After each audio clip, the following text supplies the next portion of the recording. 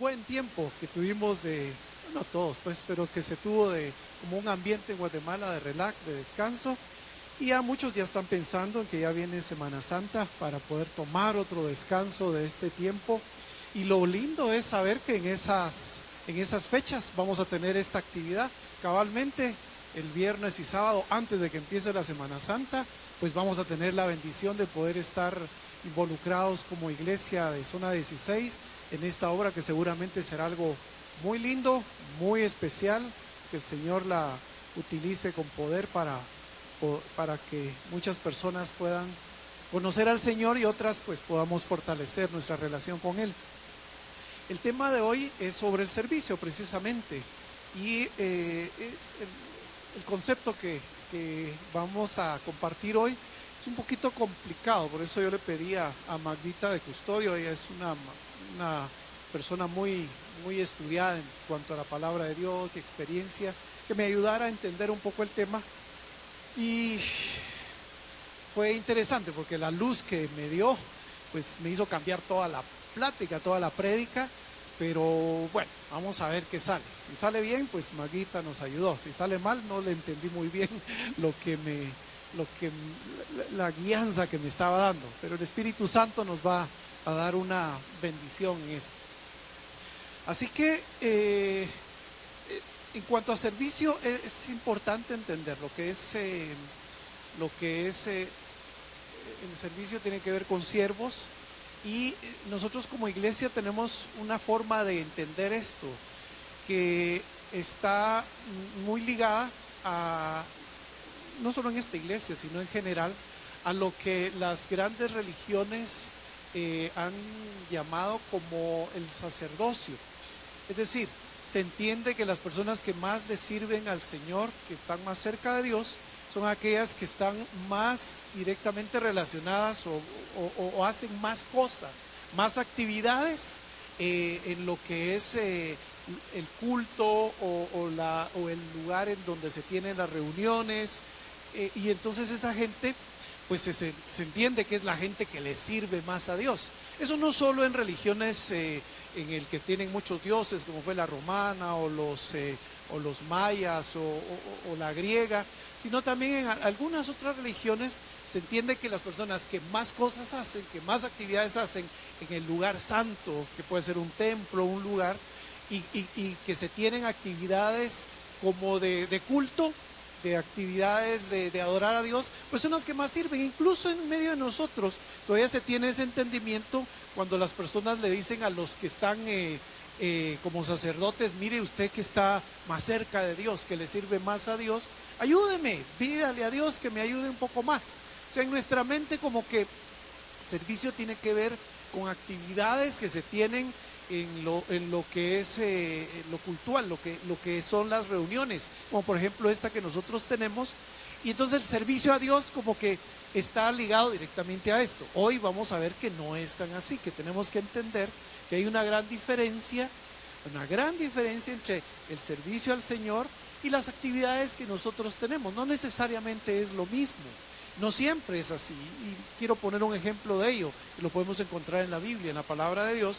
Encontramos, por ejemplo, en el libro de Samuel, en el primer libro, en el capítulo 2, ahí encontramos la historia de los hijos de uno de los grandes sacerdotes del pueblo judío de aquella época, el sacerdote Elí, un hombre que estaba enseñado, que era parte de toda la familia del linaje de sacerdotes, estaba enseñado a poder dar culto al Señor, a poder servir al Señor, y que él se encargaba de servir al Señor y después al pueblo guiarlo para ese servicio.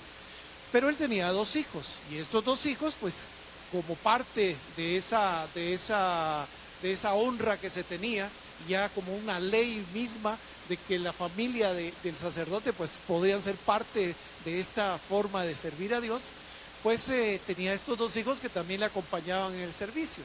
Pero lo que la Biblia relata en muy pocos versículos es que estos dos hombres, aunque vivían dentro de este lugar, porque prácticamente vivían todo el tiempo en el templo, sabían seguramente, igual que Elí, que los otros sacerdotes, cómo hacer las cosas, cómo poner, cómo quitar las cosas que no servían en el templo, cómo ayudar a las personas a que llevaran sus sacrificios, los horarios, las fechas, se sabían de todo. Pero estas personas, dice la Biblia, que eran personas malvadas, eran personas malas, que aunque estaban dentro del ambiente de sacrificio y de servicio a Dios, no conocían realmente a Jehová, no conocían al Señor, no conocían a Dios. Es decir, todas las actividades y el estar metidos todo el tiempo en este lugar no hacían necesariamente que ellos fueran servidores de Dios, porque no le conocían. Tanto que el Señor el Señor decidió que les iba a quitar. Fue una situación muy difícil porque murieron de una forma muy, muy difícil, porque la gente ya se había dado cuenta que ellos de hecho aprovechaban el estar dentro de ese ambiente de servicio y que todo el mundo los respetaba para hacer cosas que no eran sanas y que al contrario eran las que no agradaban y servían a Dios. Ahora, ¿por qué pasa esto? Bueno, la Biblia nos dice en la primera imagen que tenemos, vamos a ver que precisamente entendiendo este momento en el que estamos, en el inicio de año, en el que pues para todos, no solo hay toda una situación que ha venido en estos días de gastos y de actividades, y ahora pues empiezan estas actividades nuevas de estudios principalmente, nuevos trabajos, y proyectarnos hacia todo el año. En el Proverbio 16:3 la Biblia nos dice: pon en manos del Señor todas tus obras y tus proyectos se cumplirán. Conocer al Señor, lo que no conocían estos sacerdotes a los que el Señor eliminó por su falta de amor y de entendimiento a Dios. Conocer al Señor nos lleva a saber que podemos confiar en un Dios bueno, amoroso, poderoso, que tiene cuidado de cada uno de nosotros. A cada uno le conoce y que quiere bendecirnos, quiere ayudarnos. Es un Dios bueno, misericordioso, justo, santo. Y entonces en el proverbio nos dice algo que es sencillo, pero que puede ayudarnos en este momento a poder tener paz. Dice: pon en manos del Señor todas tus obras y tus proyectos se cumplirán. Ahorita podemos hacer una serie de proyectos para el año y todo lo que pensamos hacer, y para el trabajo y para estudiar.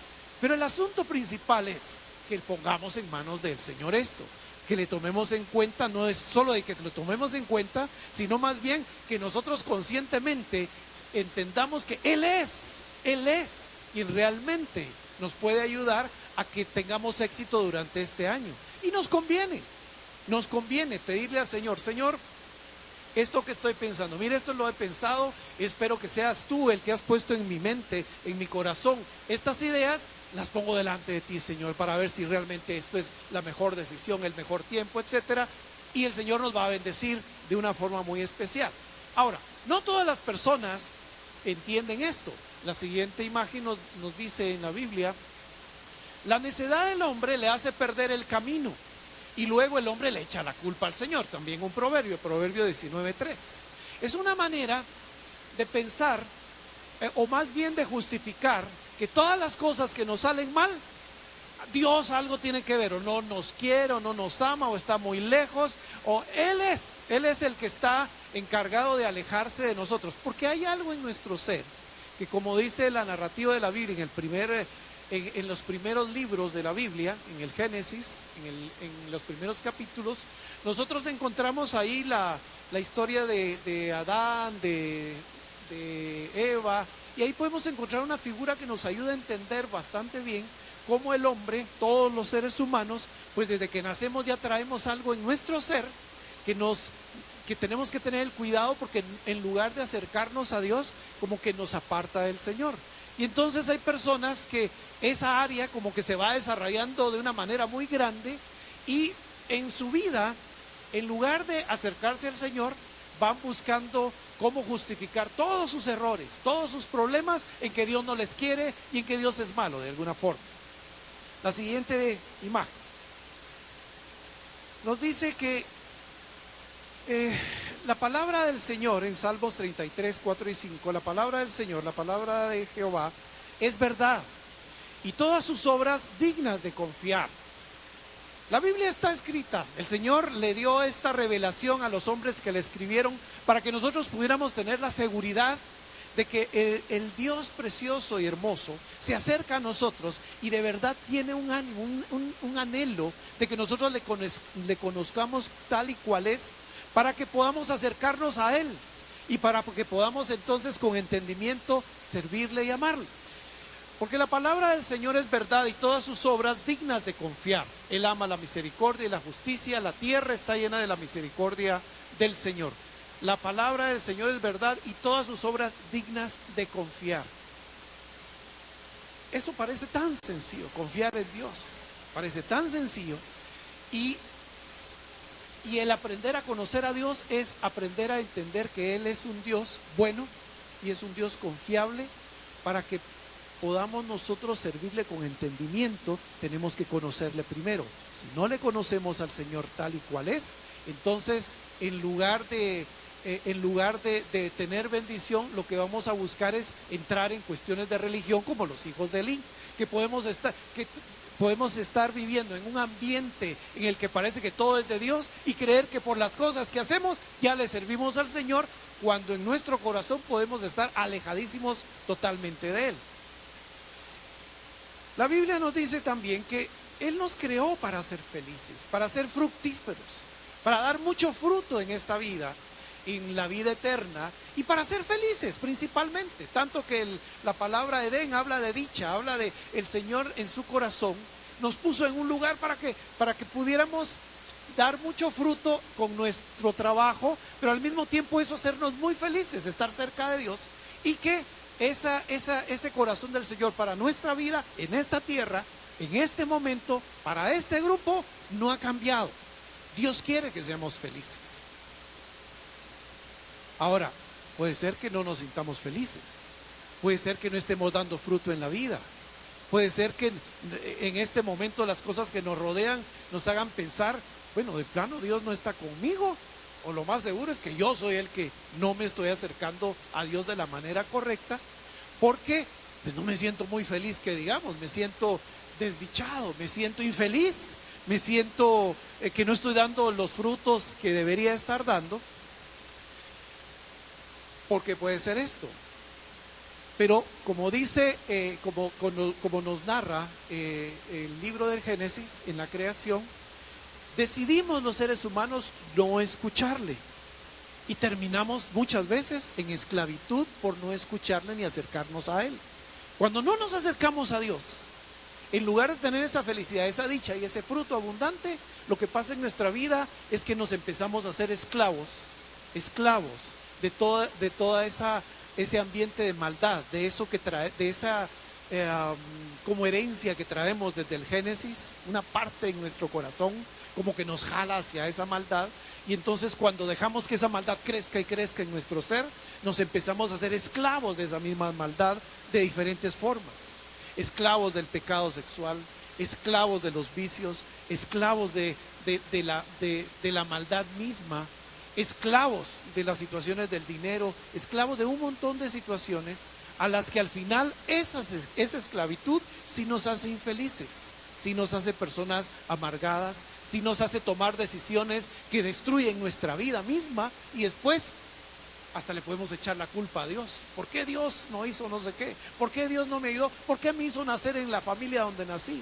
¿Por qué no me dio las no sé cuántos? Y toda la culpa, echársela a Dios es muy fácil, pero mucho de este tipo de situaciones que nos pasa tiene que ver con precisamente no haber buscado al Señor y conocerle de la manera en la que Él quiere que le conozcamos.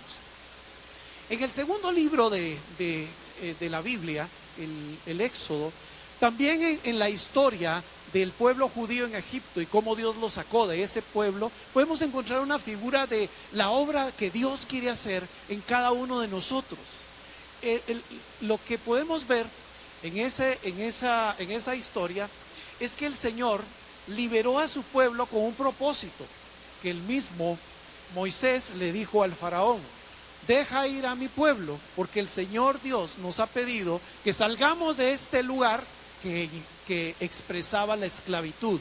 El pueblo de Israel, en el segundo libro del Génesis, podemos leer que fue esclavo por muchos años en el reino de Egipto, y que en esa esclavitud era terrible la vida, tal como estar esclavizado de un vicio.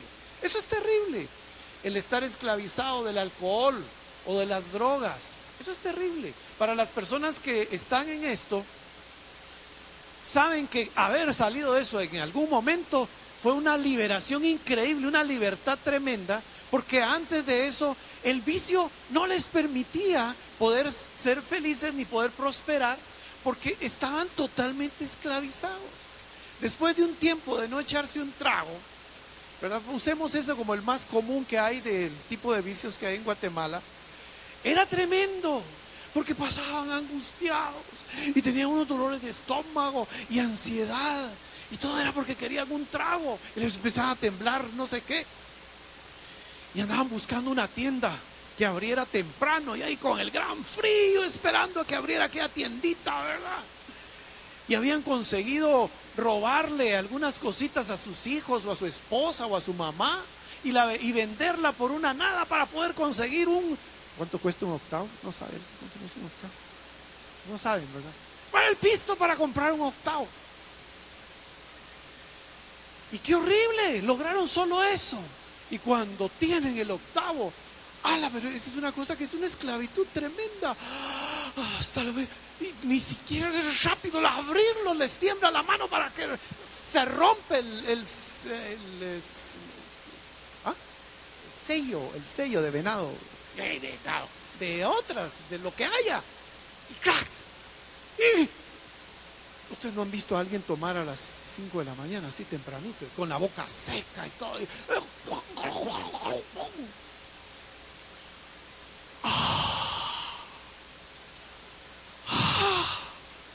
una cosa, es una esclavitud terrible, todo.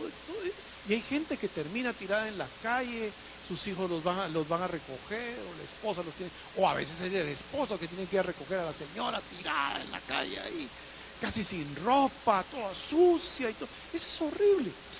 Pues bueno, en este libro del Génesis, del Éxodo, la Biblia nos da en todo el relato, nos muestra el corazón de Dios sacando a su pueblo de un reino esclavizante y malvado, que los tenía esclavos para él, solo para obligarlos a que sus propósitos fueran cumplidos y destruirlos en medio de ese cumplimiento de sus propósitos.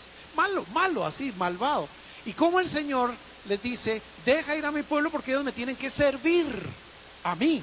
Pero esa palabra servir es una palabra que se ha traducido mal en la Biblia, o no mal pues, sino que se ha traducido de una forma diferente, y que es una palabra que en griego se dice doulos, o alguna cosa así se pronuncia. Pero ese doulos en realidad no quiere decir siervo, sino que la traducción correcta debería ser esclavo. Entonces, de alguna manera, lo que el Señor estaba diciéndole a través de Moisés al faraón, deja ir a mi pueblo para que me sirva, para que me doulo, será para que sea esclavo mío. O sea, vas a salir de una esclavitud para pasar a otra esclavitud. Pero eso es un poquito difícil de entender cuando nosotros creemos que esclavitud tiene que ver solo con amos malvados, como era el caso del reino de Egipto, en donde ahí sí sufrían, o como es la esclavitud de un vicio, o de un pecado, o de una forma de pensar, una enfermedad, y es un amo malvado de verdad, que nos destruye la vida, nos hace pedazos nuestra vida. Pero en este caso, la esclavitud a la que el Señor estaba llamando a su pueblo es: van a ser mi pueblo, mi familia, yo voy a ser su dueño, yo me voy a hacer cargo de ellos, yo los voy a cuidar, los voy a alimentar, ellos van a hacer lo que yo les pida, pero lo que yo les pida les va a bendecir, les va a ayudar. Al cuidado mío, al cuidado de ese buen amo, van a prosperar. Y en las historias bíblicas nosotros podemos ver incluso esclavos que tenían un buen amo, y que esos esclavos eran tan amados por el amo que hasta heredaban cosas del amo, y que incluso el amo les tenía en lugares hermosos, buenas casas, buena salud, hasta su familia, la familia del esclavo era bendecida. Esa es la esclavitud a la que el Señor le estaba diciendo al faraón que iba a tener. Vamos a dejar de tener un amo malvado para poder llegar a tener un amo de bendición. un amo que de verdad quiere que nosotros seamos dichosos. Y eso en Filipenses 2:7, como dice acá también en la imagen, en Filipenses, en la imagen, o sea, la siguiente, a esa. Por el contrario, hablando de Jesucristo, Jesucristo como el ejemplo nuestro de cómo se hacen las cosas, cómo un humano puede hacer las cosas para buscar a nuestro Dios. Él es Dios, pero se hizo humano para que nosotros pudiéramos entender cómo otro humano puede hacer las cosas de buscar al Señor.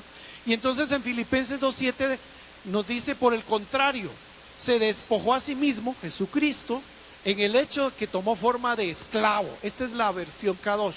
En otras versiones dice tomó forma de siervo, pero la correcta traducción es tomó forma de esclavo, haciéndose como un ser humano.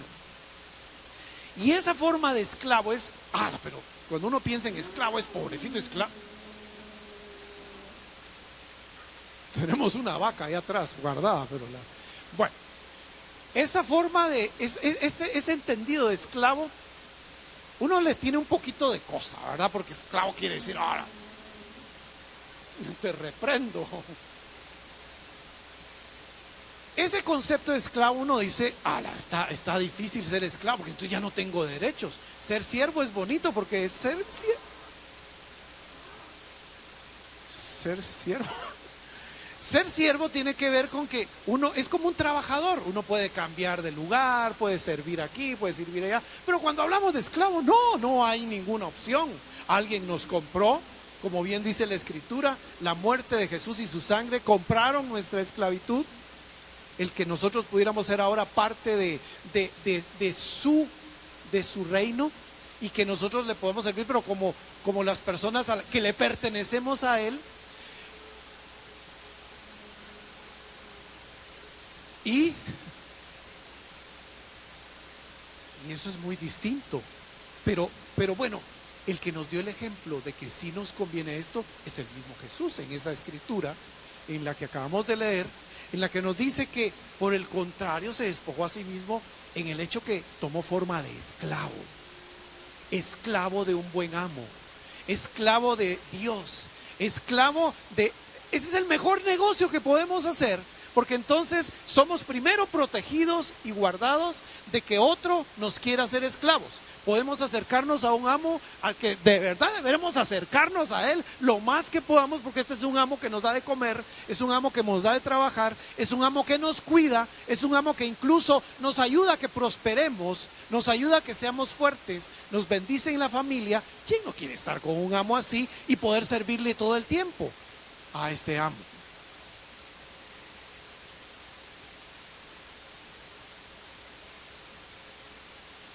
Esto es, bueno, y entonces, ¿qué es lo que mi amo quiere que yo haga? La Biblia para algunos puede parecer muy difícil. Ahora, son 66 libros, cuando no usamos los libros que son apócrifos.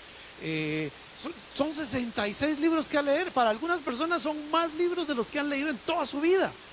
66 libros, 39 en el Antiguo Testamento, 27 del Nuevo Testamento. Leer todo eso para poder conocer a Dios, qué difícil usted. Está difícil, mejor quiero conocer a Dios de oídas, que alguien me medio cuente quién es, porque tener que leer todo ese libro. Pero en realidad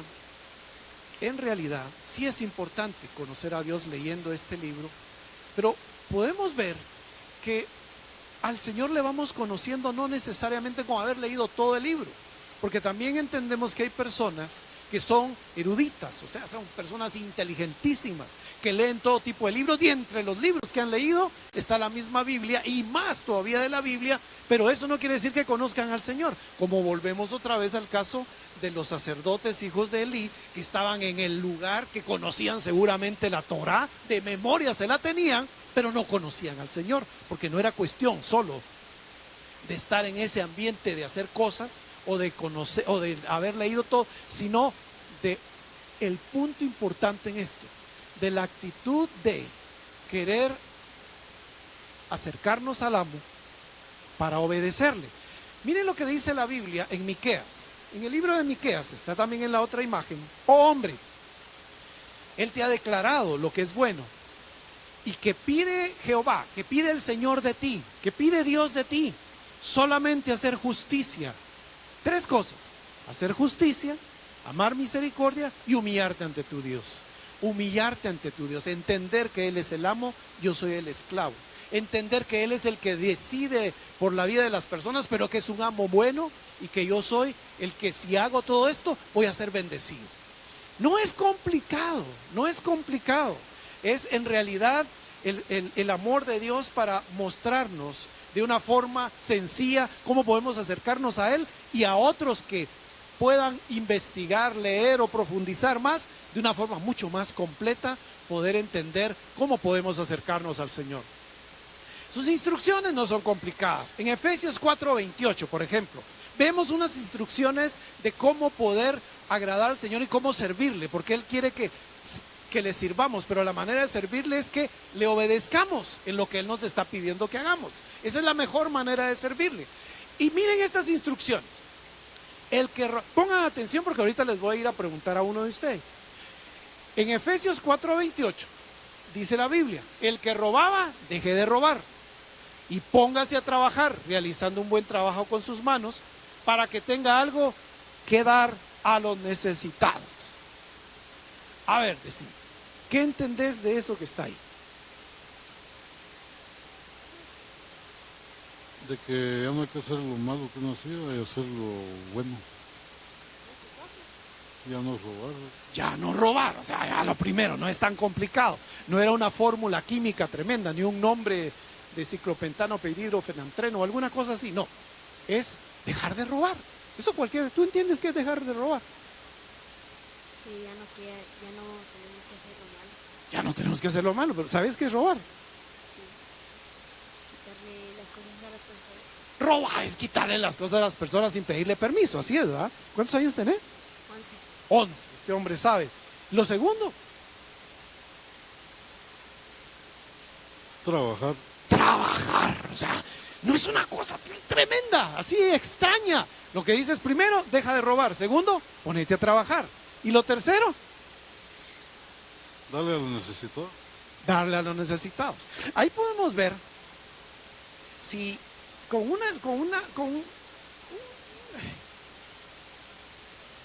un versículo que el Señor nos está mostrando que para poder agradarle, obedezcamos, y nos está diciendo, eso les conviene. El que robaba, pues deje de robar. Póngase a trabajar y para que tenga dinero y le dé a los necesitados. No es complicado entenderlo. No es complicado entenderlo. Ahora, veamos otro versículo.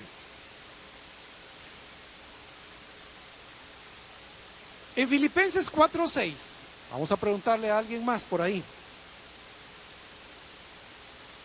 Dice la Biblia: alégrense siempre en el Señor. Insisto, alégrense. El apóstol Pablo escribió esta carta a los filipenses y dice: lo que tienen que hacer es lo siguiente para poder servirle al Señor.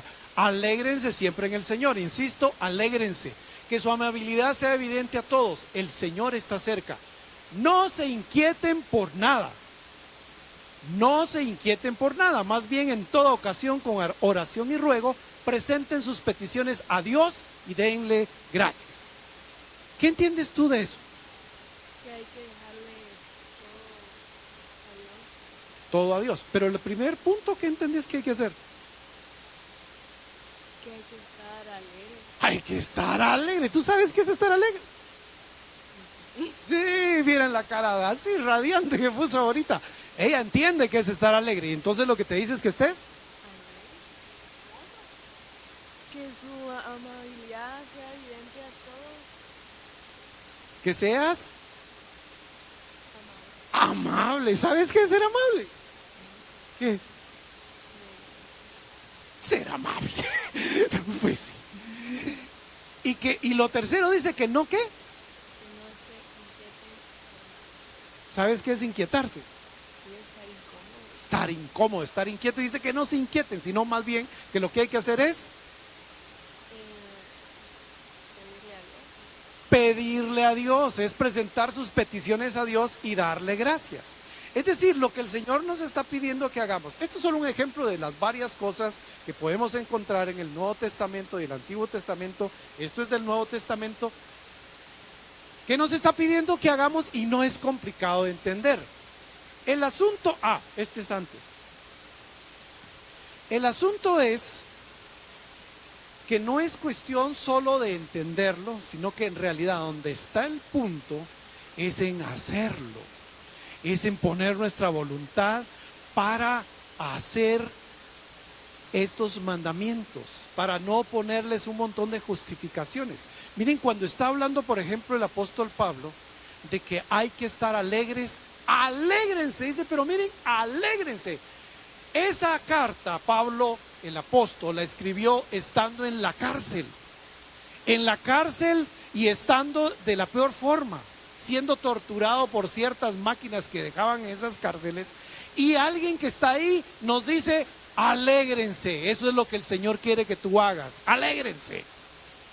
¿Cuántos en este momento, pensando en todo lo que está pasando en el mundo, que van a tirar bombas nucleares de Corea a Estados Unidos, en Estados Unidos le dice el otro, no, yo tengo bombotas más grandes que vos, y entonces, ¿cuántos piensan que estas situaciones son tan terribles, que los útiles escolares caros, que no encuentro ya lugar para que puedan estudiar mis hijos, que ya no me quedo pisto para seguir? ¿Cuántos están ahorita alegres? Amén, como el cantito, como el cantito. Estoy alegre. ¿Cuántos están? Porque lo que dice la Biblia es alégrense. El problema no es entenderlo, porque yo sé que todos los que estamos aquí lo entendemos. El asunto es, ¿cómo hago para ser obediente a lo que Dios me pide? Tengo que obligar a mi ser primero a entender que esa palabra que está escrita es para mí, que mi amo es bueno, mi Señor es bueno, yo le quiero servir, le quiero obedecer en lo que Él me pide, y que lo que me dice ahí es, debo estar alegre, y que en lugar de estar inquieto, yo le ponga las cosas al Señor y ore y le pida al Señor que me ayude. Yo le decía a unos de mis compañeros de trabajo, compañeras de trabajo, me las encontré por ahí el primer día de trabajo, y con unas caritas así como, uy, Dios mío, arrancamos, ¿verdad? El año, y ay Dios, ya amanecí enfermo por los tamales y por los paches, y amanecí sin la chucha, y todo el montón de problemas. Y les platicaba a ellas que, miren, lo chistoso de todo esto es que esto pasa cada año, y todos los años salimos adelante. Todos los años salimos adelante. De una u otra forma, y hay plata para ir a la playa en la Semana Santa. O sea, todo lo que es el primer año se logra atravesar. Yo les digo, salimos de alguna forma. Y una de las jóvenes con las que platicaba dice, sí, porque Dios nos bendice. Claro. Eso es cabalmente la diferencia. Cuando entiendes de Dios y te acercas a Él, puedes saber que la situación que estés pasando ahorita, si te acercas a Dios, le buscas, pones en oración tu situación, Dios te va a ayudar, te va a sacar de esa situación, te va a bendecir y vas a salir adelante. Y cuando salgas adelante vas a estar alegre, vas a decir, ¡woo! Me sacaste, Señor, del trabajo a veces, ¿verdad? Pero me sacaste, Señor, para otro mejor trabajo, otra mejor situación, y vuelvo a estar alegre. ¡Yee! Gracias, Dios, porque me diste algo mejor de lo que yo estaba pensando para este año. Pero eso no es solo coco wash, lavarse el coco con ideas positivas, sino es realmente poner nuestra confianza en el único que puede hacer estas cosas de una forma poderosa y que de una forma milagrosa, incluso cuando es necesario, es capaz de abrir las aguas de todo un río y hacer que pasara en tierra todo un pueblo para que ellos pudieran bendecirle, y al llegar al otro lado del pueblo ponerse alegres a cantar y a danzar todas las mujeres, porque el Señor Dios Todopoderoso nos liberó y ahora somos sus esclavos de un Dios bueno, pero nos tiene en un lugar hermoso, nos sacó de aquel lugar terrible. La semana, en las prédicas del año pasado, de las últimas, podemos poner la siguiente, nos recordamos todos, nos recordamos, ¿verdad? Nos recordamos de este hombre, este hermano precioso, este doctor, este odontólogo, dentista, De plano, si es dentista, qué dientes los que tiene este hombre. Guaidó Palacios vino, nos vino a dar una plática sobre cómo prosperar y nos contó de una mujer millonaria que él conoció, que tenía no sé cuántas casas, como 23 casas, algo así en San Marcos, y que era una mujer que tenía un platal y que le mostró que para tener todo esto no es complicado. A ver, ¿quién se recuerda qué es lo que tenía que hacer? ¿Quién? ¿Tú te recuerdas? A ver, cuéntanos. Porque hasta hizo la carita de mí, como hizo la... ¿Cómo era? Billete ganado, Billete ganado, medio comido, medio guardado. medio guardado. ¿Y qué significa? No todos estuvieron aquí ese día, les voy a explicar rápidamente y no tienen que comprar mi libro para eso. Lo que decía ahí era, híjoles, ¿cómo fue que dijiste? Billete ganado. Lo que decía era, mire, la llave, el secreto, la clave para ser millonario en esta vida es sencillo. Y son tres cosas. Porque esta señora era una señora sencilla, de un lugar de San Marcos, donde ella estaba en un ambiente de agricultura, y ahí ahora era millonaria. Y le dijo, billete ganado. Decía, hay que trabajar duro. Lo segundo es, medio comido, del dinero que te ganes, del trabajo duro, no te comas todo. Guarda un poco, medio comido y medio guardado. Hay que ahorrar. Y esta señora, con lo poquito que ganaba en un tiempo, empezó a ahorrar y fue ahorrando y compraba una casa, después compró otra y se mantenía delgada, impecable, porque no se comía todo lo que se ganaba, pero se mantenía como los que pagan ahora un platal para que les hagan una cirugía en la panza y se la quiten y les dejen planas. Pero ella simplemente, con no gastarse toda su plata y comérsela, pues fue invirtiendo en casas y le dio casas a todos sus hijos. Y una persona, ese es el éxito. Entonces, el punto es el siguiente: todos escuchamos, los que venimos ese día lo escuchamos. Ahora, ¿cuántos lo vamos a hacer? Porque ahí es donde está el punto. Hacerlo. Para poder servir a nuestro amo, necesitamos obedecer sus mandamientos, y esos mandamientos los entendemos, pero aparte de entenderlos, le tenemos que pedir una gracia al Señor para poder hacerlos y cumplirlos. Y digamos que también hay una llave que ahí mismo nos estaba mostrando el doctor Palacios, que tiene que ver con que haciéndolo más sencillo, paso a paso, baby steps, hablando de los que van a venir, uno va poco a poco fortaleciéndose. Los médicos, a las personas que están enfermas del corazón, les dicen que hagan ejercicio, porque algunas están muy gorditas o tienen el colesterol muy alto, o simplemente no hacen ningún tipo de actividad, entonces los mandan. Pero un médico, obviamente, a una persona que está así jamás le va a decir, mire, métase a la 21K y corra. Y ahí, porque ahí se terminó todo el problema, ¿verdad? Ahí a los 3-4 kilómetros la persona ya no tiene problemas. Lo que le dicen a uno es, primero empiece a caminar. Camine 3 veces por semana. ¿Cuánto camino, doctor? Y así todavía uno preguntando. Pero es que somos mañosos de verdad para esas cosas. Casi como aquellos a los que les decía el Señor que tenemos que servir al prójimo. ¿Y quién es mi prójimo? Siempre hay alguna pregunta para no hacer las cosas. Entonces el médico les dice, mire, pues ¿cuánto? Pues camine 1 kilómetro primero. ¡Ay, mucho, doctor! Medio kilómetro. Pero mire usted, en mi casa hay mucho tráfico. Una caminadora. Son muy caras usted. ¿Por qué no le da vueltas a la casa? Es que mi casa es muy chiquita. Y si se sube a la terraza y no sea que me puedo caer, doctor. ¿No les parece muy conocido ese tipo de respuestas cuando Dios nos pide algo? ¿Cómo es, Señor, que hagamos tal cosa? Es que quiere que ayunemos. ayunemos. Señor, yo tengo gastritis. Solo ayuna 3 días. Señor, soy diabético. Y si te pones tus medicamentos, es que no puedo comer, a mí me da me dan espasmos, me caigo al piso y saco espuma por la boca. Así. Vaya, solo un día. Pero ¿qué día, Señor? Porque yo trabajo todos los días. Mediodía. ¿En la mañana o en la tarde? Y en la noche no será mejor. No nos suena que hay algo en nuestro ser que nos hace no querer servirle a Dios. ¿Y cómo le servimos? Haciendo su voluntad. ¿Y cómo hacemos su voluntad? Pues cumpliendo con sus mandamientos.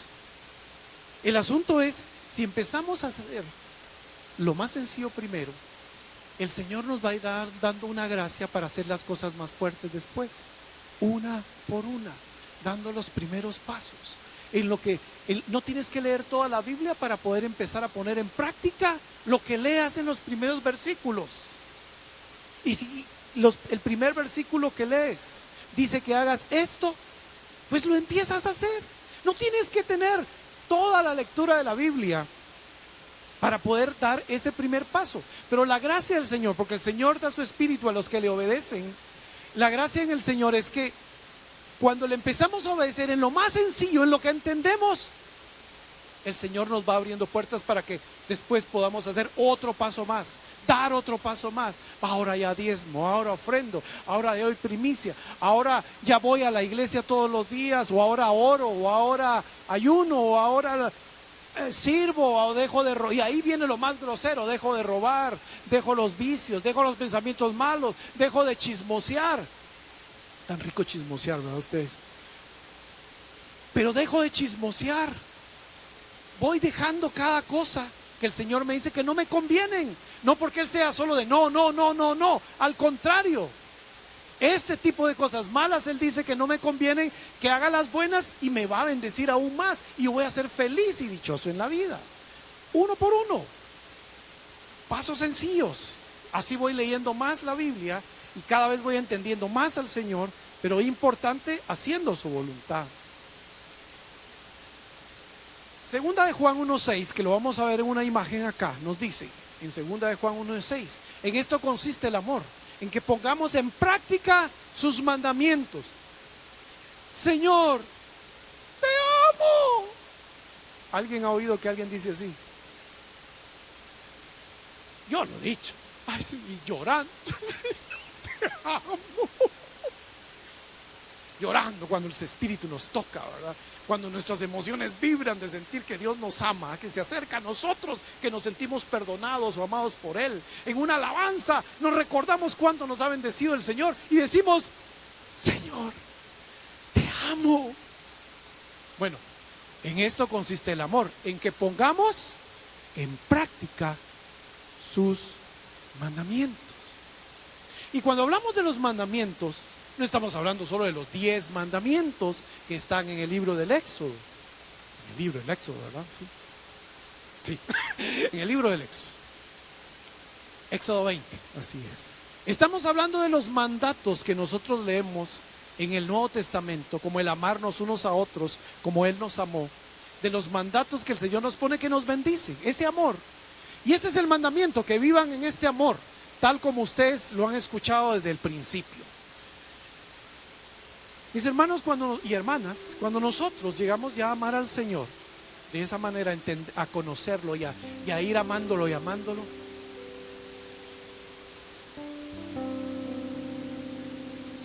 ya me quedan 5 minutos. Tan lindo, gracias. Este ambiente tan rico. Entonces, porque no quiero dejar inconclusa esa parte del principio, que dije al principio, que haciendo actividades o asistiendo a un lugar creíamos que eso es servir a Dios. No es que no sea eso,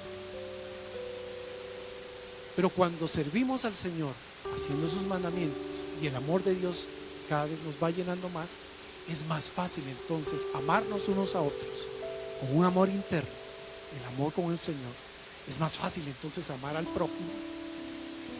Y qué bonito es poder entonces hacer actividades, tener actividades en la iglesia en la que lo importante es que amamos al Señor y es para servirle al Señor. Entonces ya son realmente voluntariados. Verdaderamente los que están en la alabanza no vienen aquí porque no sé qué, o porque quieren sentirse no sé cuánto. Los que están en sala cuna o en escuela dominical o como quieres, no creen que hacer eso es lo único que se necesita para ir al cielo, sino al contrario, porque aman al Señor y le sirven. Entonces venimos a hacer todo esto con entendimiento y nos podemos servir y amar